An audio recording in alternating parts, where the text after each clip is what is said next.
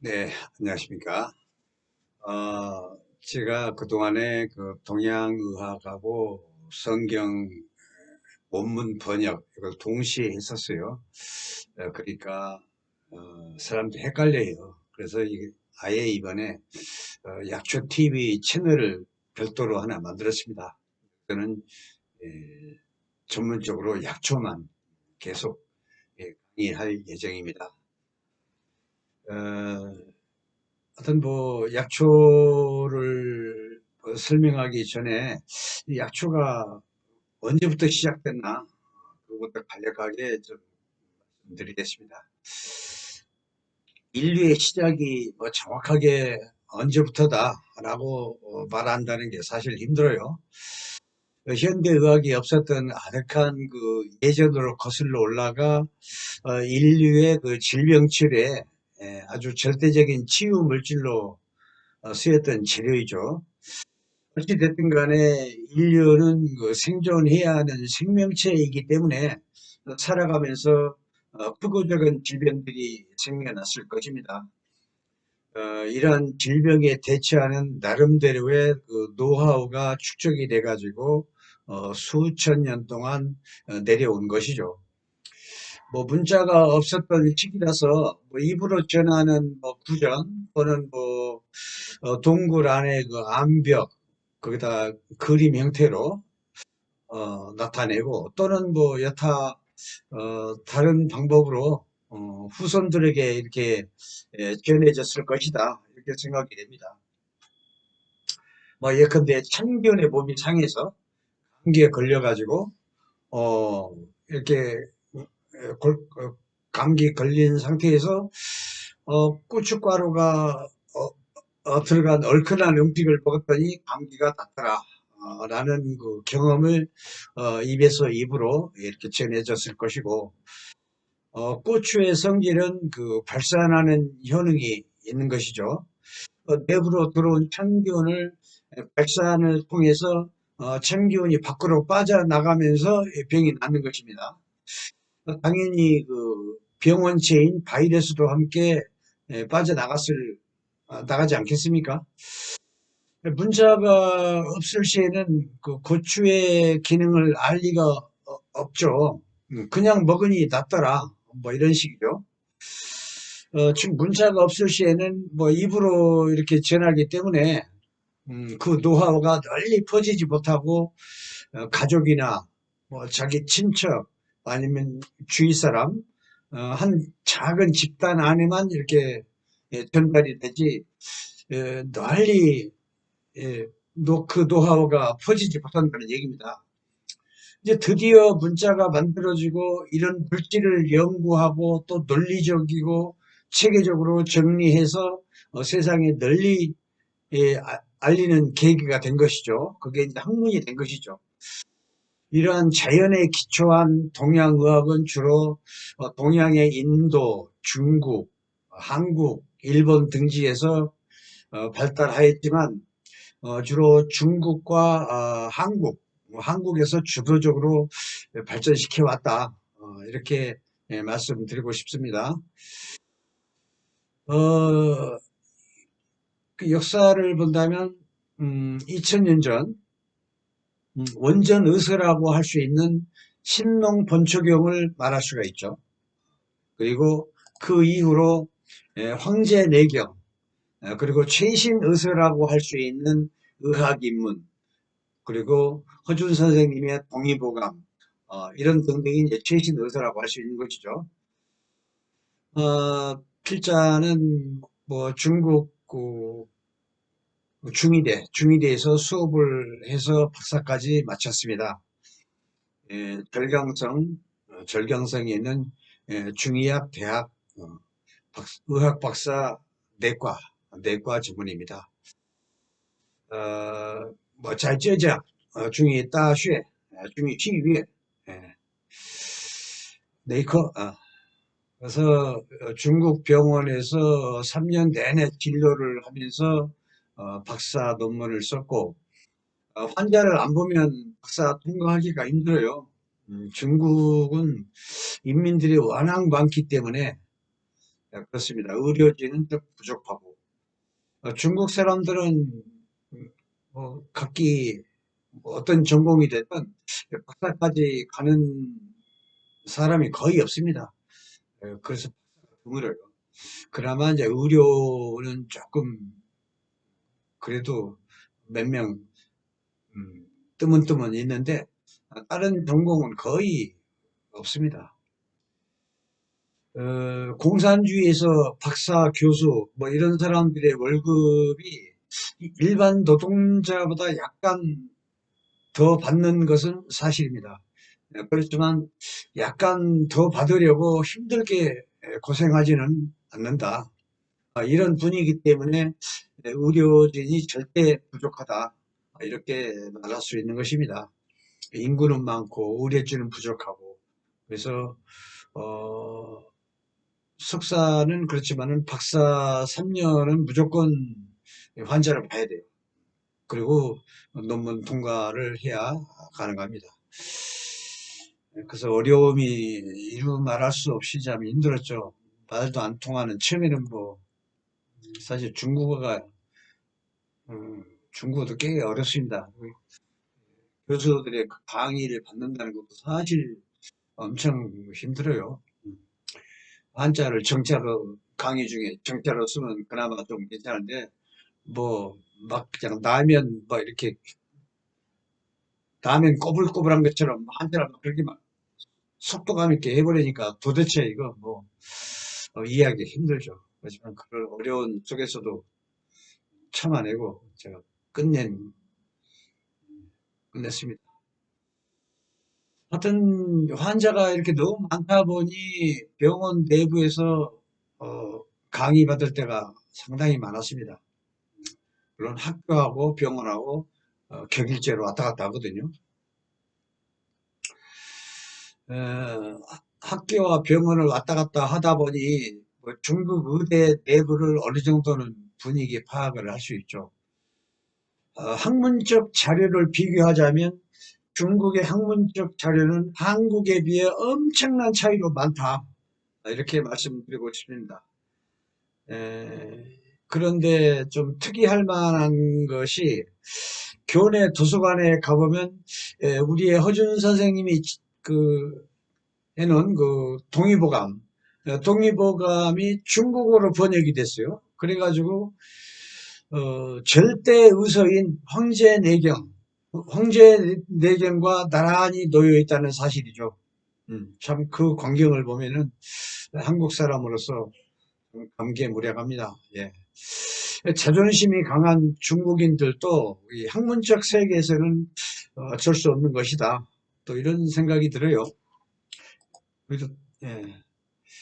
뭐 대략적으로나마 그 약초와 관련된 그 역사적 흐름을 간단히 예, 추려서 말씀드렸는데 사실 부족하죠. 이렇게 간단하게 말 몇마디로 예, 동양의학을 압축해서 말씀드린다는 게 다음 기회가 있으면 또 계속 하는 걸로 하겠습니다.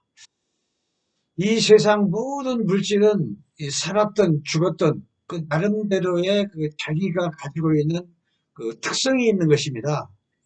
약초에서 본다면 모든 물질에 독을 해독시켜주는 감초가 있는가 하면 원기를 보충해주는 인삼이 있고 또 피를 보충해주는 당귀가 있고 또 간을 그 풀어서 튼튼하게 해주는 백작약이 있고 뭐 이렇습니다. 각기 나름대로 고유의 특성이 있는 것입니다. 뭐 약초뿐만이 아니고 모든 물질도 다 그렇습니다. 그래서 이 산이나 들에서 채취한 약초를 곧바로 쓸 수 있는 게 있고 있지만 일정한 형식에 따라 약초에 있는 독을 제거한 후에 써야 하는 약초도 상당수가 있다는 얘기입니다. 독이 있기 때문에 뭐 식물이든 동물이든 자기의 후손을 잘 번성시켜야 하는 그건 본능이죠. 그래서 방어적 수단으로 나름대로의 각기 그 특성이 맞는 그런 독성 물질이 있다는 얘기입니다. 근데 매실을 한번 보죠. 매실의 특성. 매실은 자기의 그 후손이 씨앗이다. 씨앗. 이 씨앗이 성장하기까지는 음, 굉장히 외부에서 영향을 받을 수 있는 안 좋은 악영향, 그러니까 뭐 세균, 병균 뭐 이런 따위를 방어해야 하는 그런 그 특성이 있습니다. 그래서 이 씨앗이 여물 때까지, 그래서 촉매실 때는 뭐 성장기죠. 그러니까 이 촉매실이 되는 여기까지는 이 씨앗을 보호해야 하기 때문에 외부로부터 그 어떤 해로움을 방어하는 그런 보호 수단이 있다는 얘기입니다. 그 수단을 가만히 보면은 수렴 작용을 발휘해서 방어를 하고 있다. 이렇게 보이는 것입니다. 수렴이라는 건 이제 한자 말인데, 그래서 전문 용어라서 이렇게 쉽게 풀이를 하자면은 수렴은 거두어들이다. 모든 걸 거두어들여.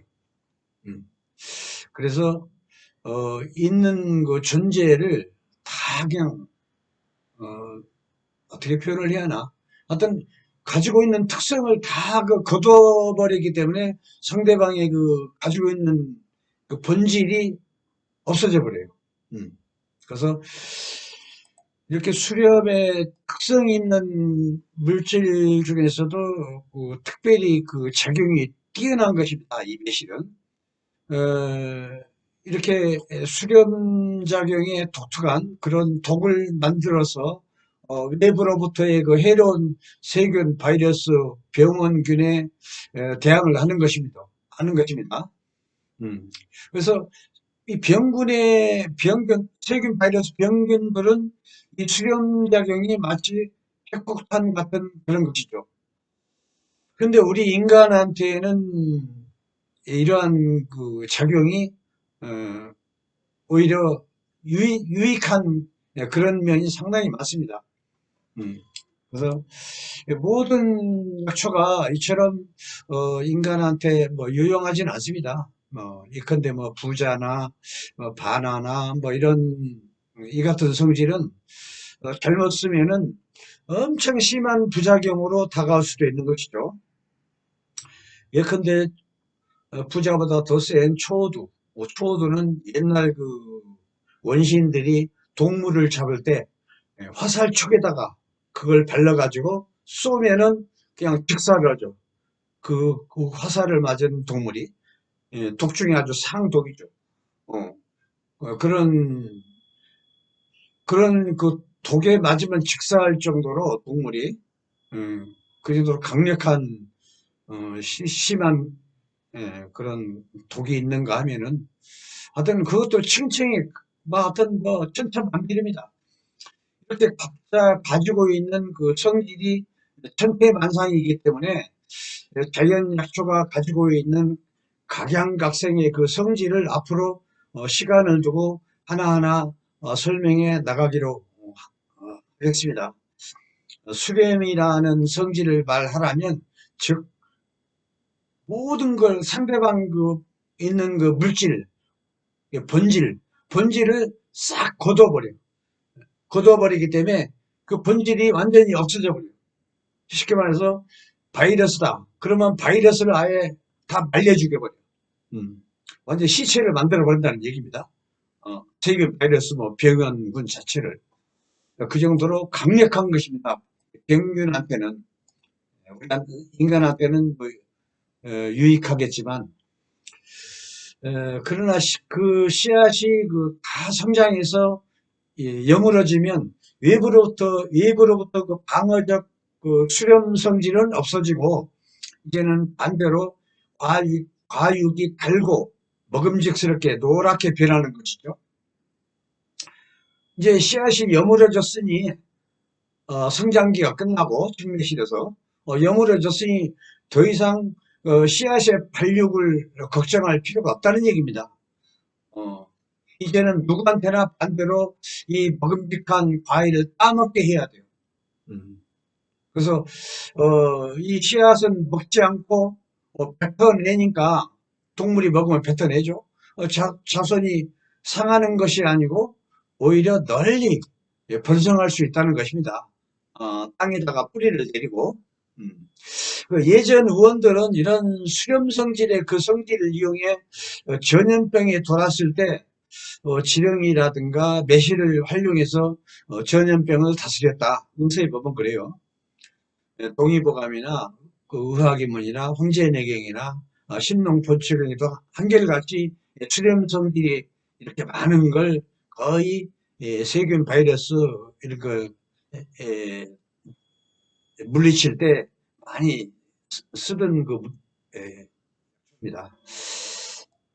그래서 지렁이는 뭐 열을 내리죠. 지렁이, 토룡, 지룡, 지렁이, 뭐 용어가 그렇죠.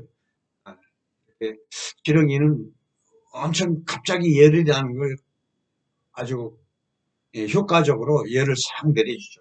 매실은 병원균을 수렴작용을 이용해서 병균을 잡는 것이고, 그러나 이 수렴작용 그대로 보존한 상태에서 그걸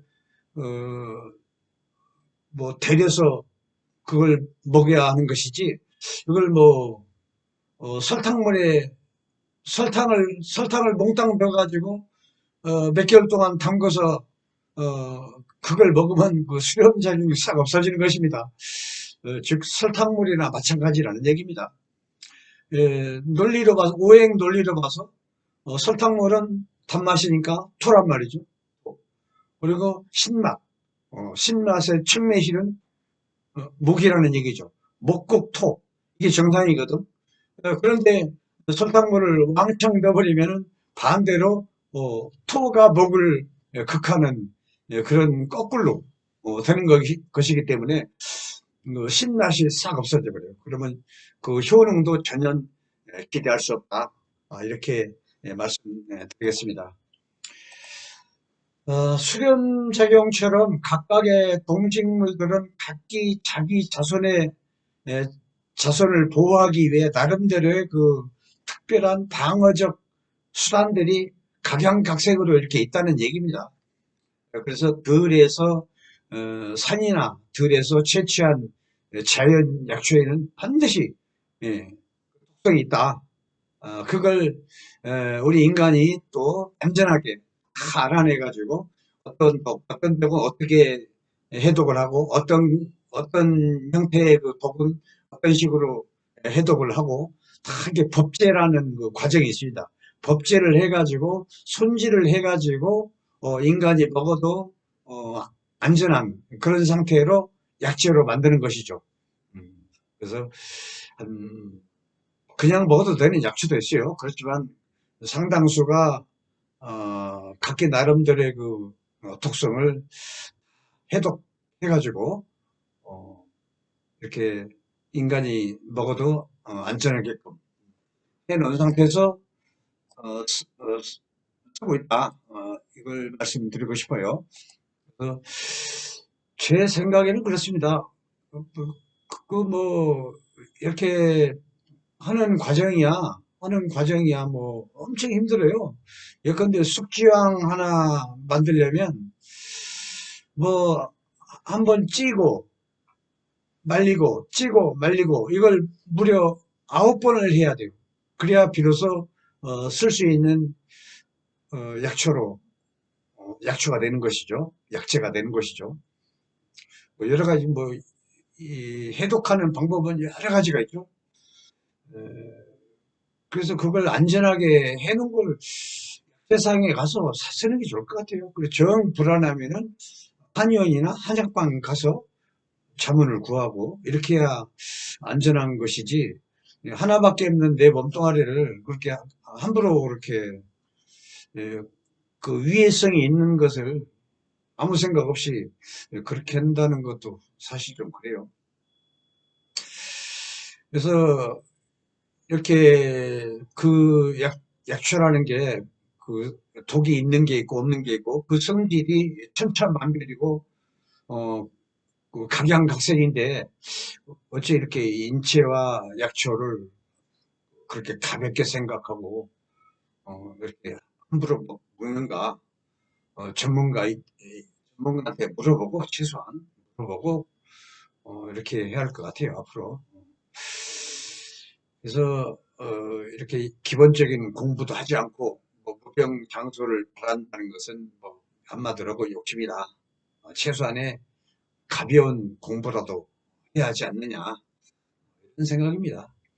앞으로 필자와 더불어 뭐 다소 일반 대중은 좀 벅찬 공부가 되겠지만 저 역시 최대한 쉽게 인체의 특성과 약초의 특성을 같이 이렇게 공부해보는 시간을 만들어 보겠습니다.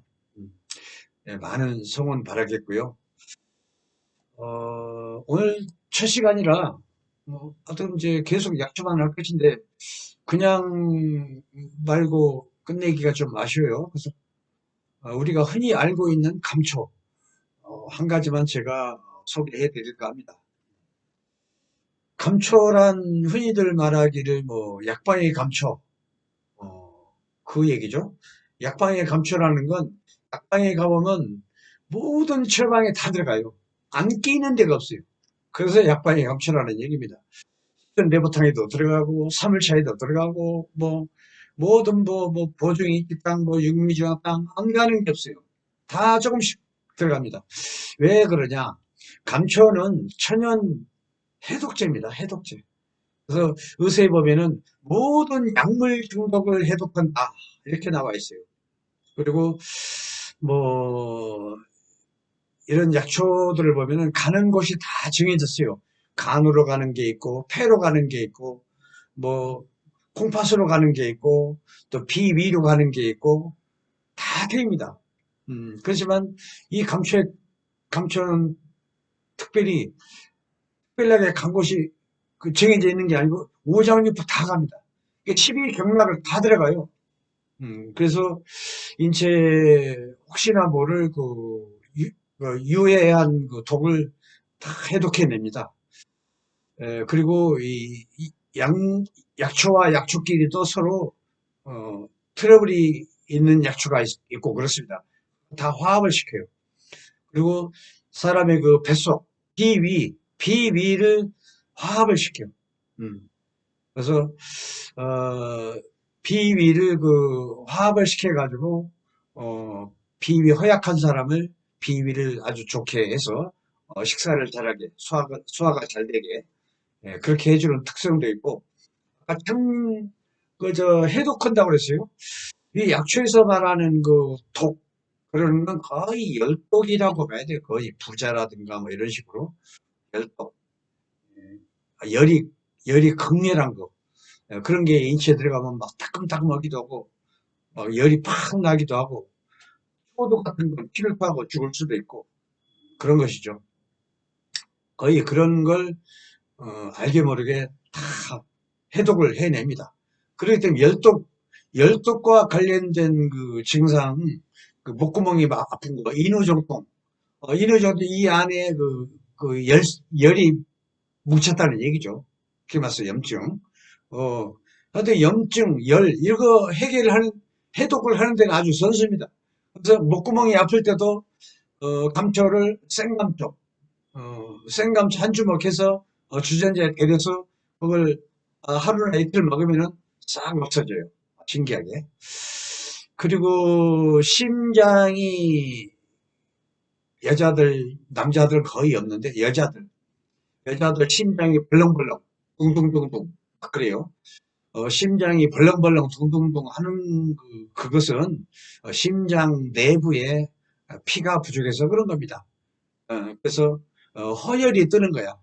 그 심장이 왜 둥둥둥 벌렁벌렁 마치 그 놀랜 뭐 마냥 물고기 마냥 틱탁거리고 그러냐.